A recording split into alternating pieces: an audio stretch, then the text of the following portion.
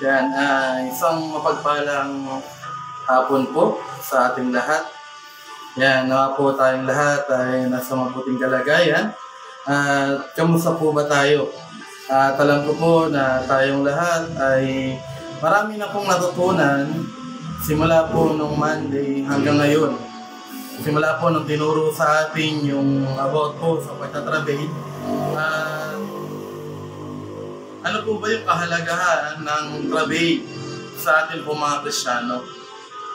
Sabi niya dalawang uri ng trabaho na dapat gawin sa ating mga simbahan. Ito yung isang bagay na kailangan po natin gawin. Amen po. Sabi niya, number 1, itinuro po sa atin ni Pastora Des at ni Pastora Yen, yung once ikaw ay nag-travel, ikaw ay makakapagpa-born again. Amen po. Sa training, tinuturo sa atin yung kahalagahan nito eh. Amen po. Tinuturo din po sa atin na sabi nga, merong iba't ibang uri ng kakayanan once ikaw ay nagtatravel. At isa lang po yung nakapag-born again ka. Pero kung pag-aaralan natin po ang lahat ng bagay o benepisyo o benefits po ng pagkatravel, alam niyo po, napakamahalaga to sa buhay Kristiyano po natin. At lalo na po sa ating mga lingkod po ng Diyos. Kasi ito yung ginawang way ng Diyos para maborn again yung mga tao sa paligid mo. Amen po. Sabi niya doon, hindi pwedeng maborn again yung mga taong yan kung hindi mo yan ipinapanganak sa spiritual. Kasi alam niyo po, bago mo mapagpatagumpayan yung laban na yan, physical, kailangan mapagtagumpayan mo muna yung laban na yan, spiritual. Ibig sabihin po sa atin po bilang mga mananampalataya, ang number 1 na kailangan mong gawin ay manalangin. Kung gusto natin na ma-born again, yung kapatid natin, yung mga tao sa paligid natin, yung mga tao na sinesyaran po natin, ito yung bagay na kailangan mong gawin. Amen po. Yung number 1 po, ang sabi niya, once ito yung na-born again na, o once ito yung napanganak mo na sa panalangin, hindi po tumitigil doon.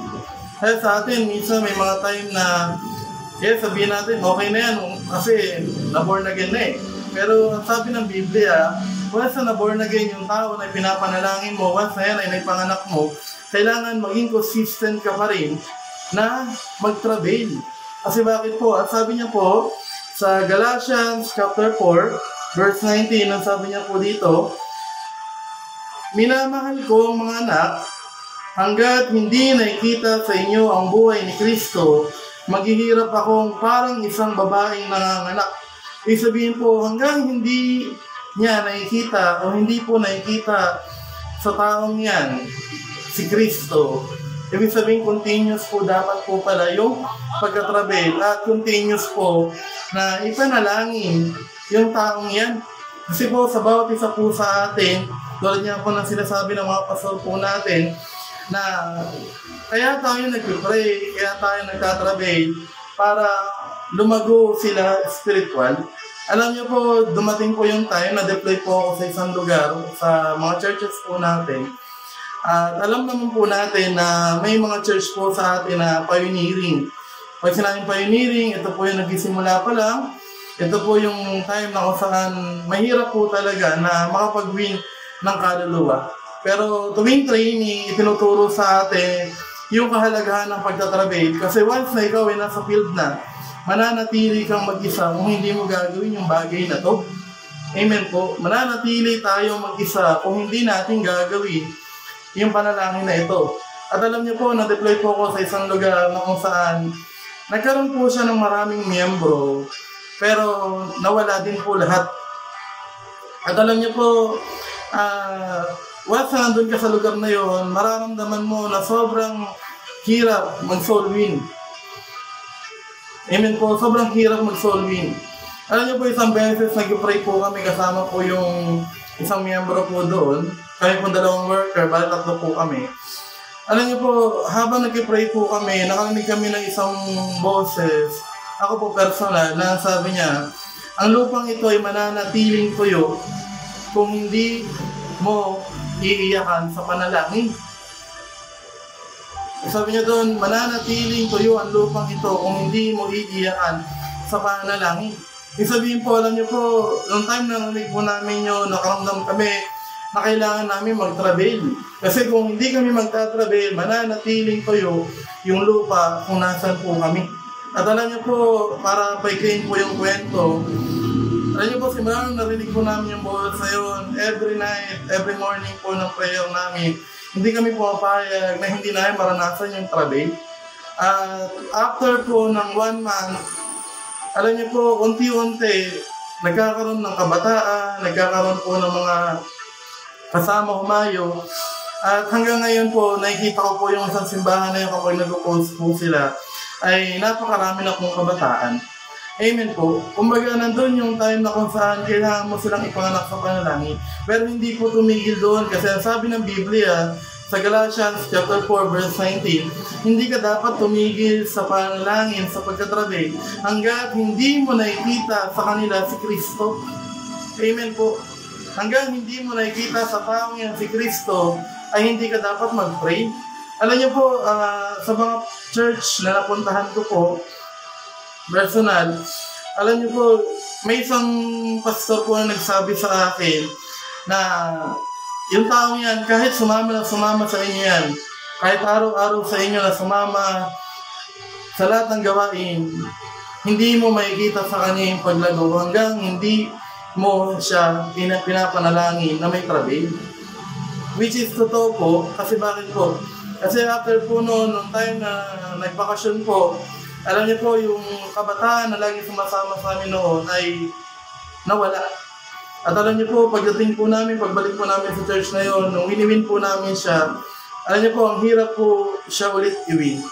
Totoo po na sabi niya doon na kung saan, kahit yung mga tao na yan ay nakilala si Kristo, pero kung hindi mo sila pinagtatrabay consistently, alam niyo po, hindi sila lalago spiritual. Hindi kailanman makikita sa kanila si Kristo. Kaya nga po, sabi niya, ganun kahalaga na kailangan ipinapanalangin mo yung mga tao na nakakapakanig na salita po ng Diyos. Amen po. Alam ko po sa mga district po ni Pastora Eli, may Pastora Leia po, sa iba't ibang district po, may mga kanya-kanya pong may kanya-kanya pong style kung paano magkaroon ng soul winning. Alam niyo po, sa amin ng time na napunta po kay Pastora Eli, meron po kaming 3 notebook. Sa 3 notebook na yan, sasalain mo yan isa-isa. Pero from the start, sa unang notebook, kailangan ipag-travel mo na yan. Amen po. Hanggang masala mo sila, hanggang mapunta sila doon sa isang notebook na kung saan kailangan nandun na sila ay lumalago na. Hindi ka papayag o hindi mo dapat hahayaan na kampante ka na ay okay na yan. Amen po. May mga time na sabihin natin na may mga time na kampante tayo na ay okay na yan dahil nakakilala sila, na-born again sila. Pero sabi niya po doon, hindi doon natapos yung trabaho po natin bilang mga lingkod po ng Diyos. Kasi doon pa lang magsisimula yung tunay na battle. Kasi may mga laban ka na hindi mo kailangan about sa physical lagi. Yung kakausapin mo, encourage. Kasi sabi niya doon, ang laban na to ay kailangan dapat may pananalangin. Kasi hindi mo nadadaan yung mga tao kung always lang na sarili mo yung inaharap mo. Kundi dapat nandun po sa ating na tayo bilang mga lingkod po ng Diyos ay ipinapanalangin po natin yung mga tao na nasyasyaran po natin ng salita po ng Diyos. Alam niyo po, every day na kapag kami po ay nakakapag-soul winning, ang bawat tao po na nasyasyaran namin, hawak-hawak po namin yung papel. Kasi bakit po? Kasi isa-isa yan, babanggitin namin yung pangalan na yan. Isa na sabihin namin, Lord, itong taong to, hindi kami papayag na hindi sila maipanganak po sa panalangin. Sabi nga diba po, mananatili kang mag-isa sa field kung hindi mo gagawin yung bagay na to. Kasi sabi nga diba po ni Pastora Trixie kahapon, ibinigay na ng Diyos yung susi para magkaroon ka ng kasama at walang iba kundi yung pagtatrabaho. Amen po. So ito lang po sa bawat isa po sa atin ng mga bagay po na hinihiling po ng Diyos, magawa natin yung bagay na to. Kasi kahit mahirap, alam niyo po, yung pangako ng Diyos ay hindi magbabago. Sabi niya po dito sa Isaiah chapter 66, verse 8, sabi niya, sino ang nakarinig at nakakita ng katulad nito? Mayroon bang bansang biglang isinilang? Pero ang Jerusalem ay sandali lamang na maghihirap at ihisilang niya ang kanyang mamamayan. Tulad niya po noon, hindi po sapat na nasyaran mo sila kasi kailangan, after mo silang sharan, kailangan nandun po na ipanalangin na rin po natin sila. Amen po. Glory to God po dahil nung camping po natin, alam ko po na tayong lahat ay marami natutunan, marami na unawa, nabaw sa magazine at more sa encourage po tayo na ano ba yung halaga kung bakit kailangan natin mag-travel. Na-remind tayo kung bakit ito yung tinuturo sa atin ng Biblia at ng Panginoon. Amen po. Sabi niya, di po ba? Kumbaga, yung prayer of intercession o yung prayer na kung saan ito yung ginagawa mo, kailangan nandun na ikaw ay nagtatrabail. Kasi tulad nga po sinabi niya dito, hindi pwede maisilang ang isang bansa sa isang gabi lang. Kasi mismo ang Panginoon, sabi niya, ginawa niya ang mundo sa loob ng 6 na araw at naglangi siya ng pang-7 araw. Ngayon sa atin po, alam niyo po, kailangan maging consistent tayo na ipanalangin yung mga tao na nilalapit po sa atin ng Panginoon. At alam po, personal ako, hindi po ako nandito sa lugar na to o kung nasa man po ako ngayon appeal kung wala po nanalangin sa akin. Dumating po yung time na nag-backside na rin po ako. Pero nagpapasalamat po ako personal kasi yung tao na ginamit ng Diyos para ipag-travel ako ay hindi po tumigil para makabalik po ako sa paglilingkod. Amen po. At sa atin po, alam ko po may mga tao na manlalamig sa bawat simbahan po natin. Pero alam niyo po, isa sa mga tinuturo po ng Diyos ay huwag mo silang tigilan sa panalangin.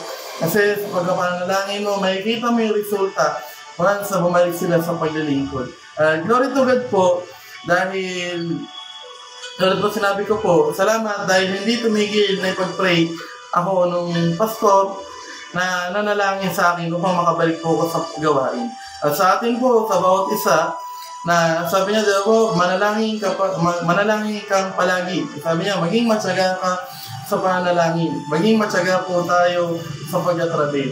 Sa bawat panalangin po natin, magkaroon tayo na expectant heart na Lord, uupo ako sa upuan na to, pero hindi ako papayag na hindi ko may panalangin o hindi ko mapag-travel yung tao na nilalapit mo sa akin. Sa bawat isa po sa atin, ito po yung itinuturo sa atin ng Biblia at ito rin po yung itinuturo sa atin ng Diyos. Ngayon, nakadepende sa atin kung gagawin natin yung bagay na to.